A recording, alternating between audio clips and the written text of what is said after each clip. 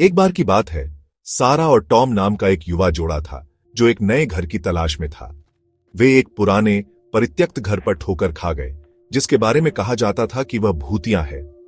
अफवाहों के बावजूद उन्होंने फैसला किया कि वे एक घर खरीद लेंगे।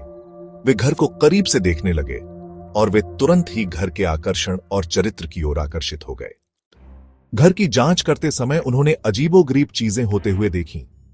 दरवाजे अपने आप बंद हो जाते थे और दीवारों से अजीबोगरीब आवाजें आती थीं। इन परेशान करने वाली घटनाओं के बावजूद उन्होंने फैसला किया कि वे घर को फिर से खोल देंगे। घर की जांच करते समय उन्होंने अजीबोगरीब चीजें होते हुए देखी।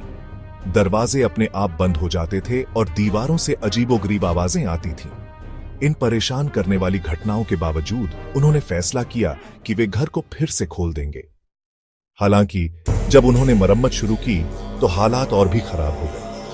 सारा और टॉम को लगातार अजीब और डरावने अनुभवों से जूझना पड़ रहा था, भूत प्रेतों से लेकर अस्पष्ट आवाजों तक। उन्होंने कोशिश की कि वे अपने घर को फिर से बना सकें।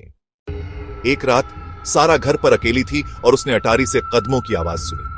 वह सावधानी से सीढ़ियां चढ़ी, लेकिन उसने देखा कि उसके सामने एक भूतिया आकृति खड़ी है। भूत ने उसे पकड़ लिया। एक रात सारा घर पर अकेली थी और उसने अटारी से कदमों की आवाज सुनी। वह सावधानी से सीढ़ियां चढ़ी, लेकिन सारा और टॉम ने भूत की चेतावनी पर ध्यान दिया और घर से भाग गए, कभी वापस नहीं लौटे। घर सुनसान पड़ा रहा और भूत प्रेत की अफवाहें बढ़ती ही गईं। आज भी यह घर सबसे ज्यादा चर्चित घरों में से एक माना जाता है और इस तरह प्रेतवाधित घर की कहानी जीवित है, जो छाया में छिपे खतरों और कब्र से परे भी हमें परेशान करने वाली आत्माओं की एक डरावनी याद दिलाती है।